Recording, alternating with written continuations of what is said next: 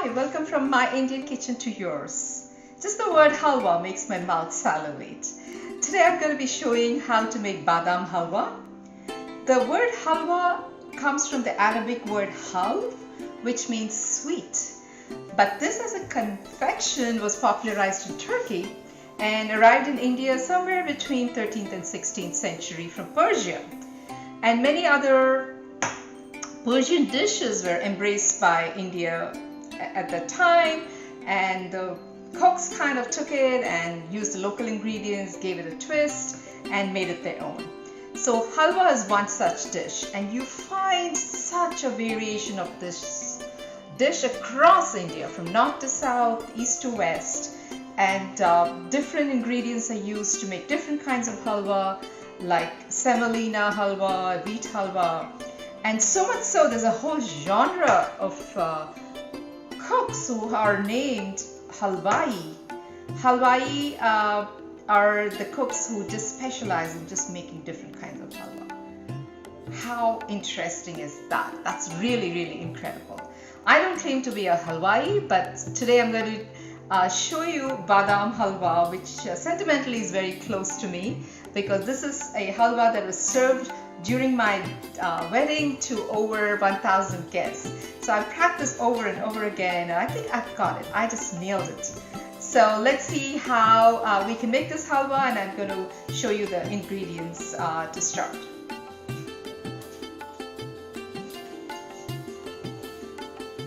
So this is about 1 cup of almonds, and if you're using the whole almonds, you should just kind of boil it for approximately, like, say maybe 10 or 15 minutes and take out the skin, or you could soak it overnight and then get the skin out.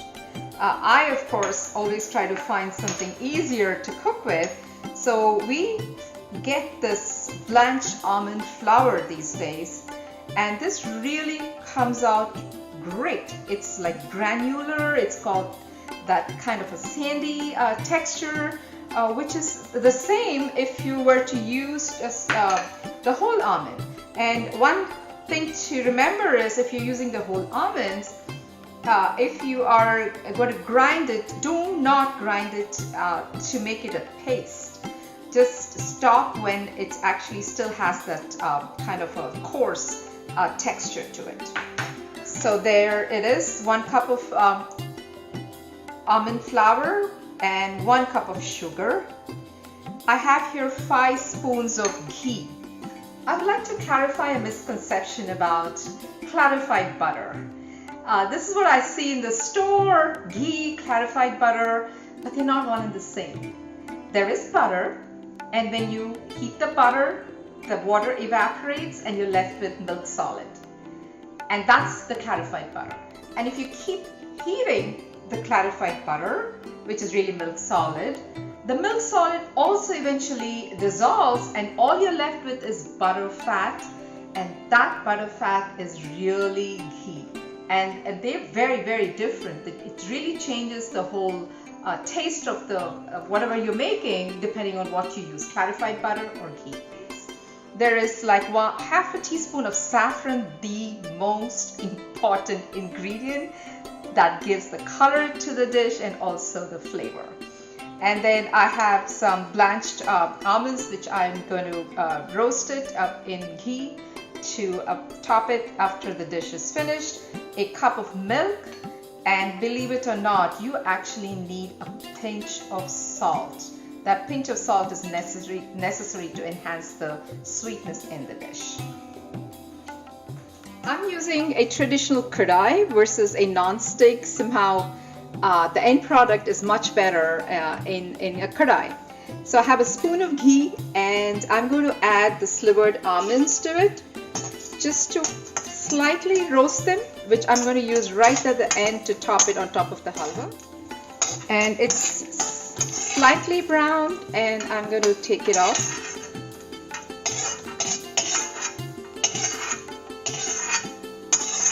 And don't bother washing the utensil again.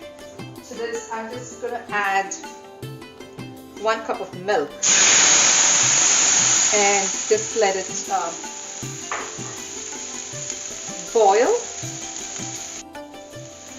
So I'm going to drop the saffron in it, and combining the milk and saffron, especially when the milk is hot,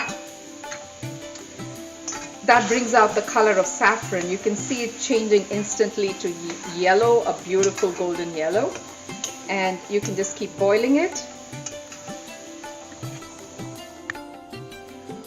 So I'm going to add the blanched almond flour, and the thing about this halwa is it needs constant stirring in medium heat. You forget and move away, there's a danger of burning the halwa. So be prepared to plonk yourself in front of the stove for at least 20 minutes, and it just keeps rotating your stirrer and keep moving it around. Ghee that I have is going to be added at different points of the cooking. So at this stage, I'm just going to add a couple of spoons and keep stirring again.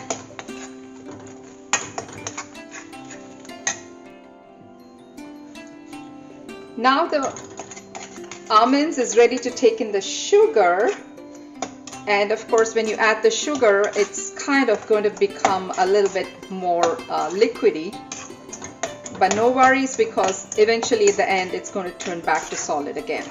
So as you see, the color is becoming a beautiful golden yellow. That's why this is almost a royal dessert, just because of the ingredients. It's got the ghee, it's got the almond, it's got the saffron. So don't give up on the stirring. It has to be stirred at all times for the full course of making this halwa.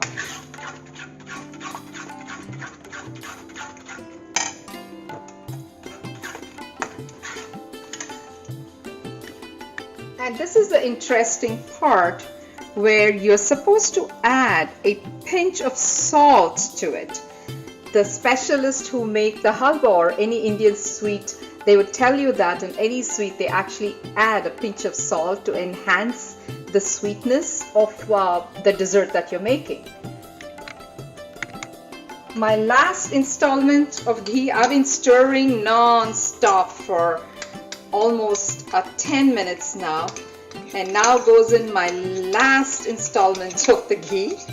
And this is a very rich halwa, so you really can't have more than 2 spoons at one time, but those spoons you're going to devour for a very long time. So I'm going to give it stirring again and keep it going for, I think, another 5 minutes. Okay, after tossing it around for 10 minutes, I know it's done. And how do I know it's done? When you turn around, it doesn't slip anymore. It kind of, slips off the pan, and this is when you know it's done, and you turn off the heat. Here it is, the finished Badam Halwa, the Almond Halwa. Thank you for your time, and thank you for being with me in my kitchen today. Do subscribe to my channel, From My Indian Kitchen to Yours.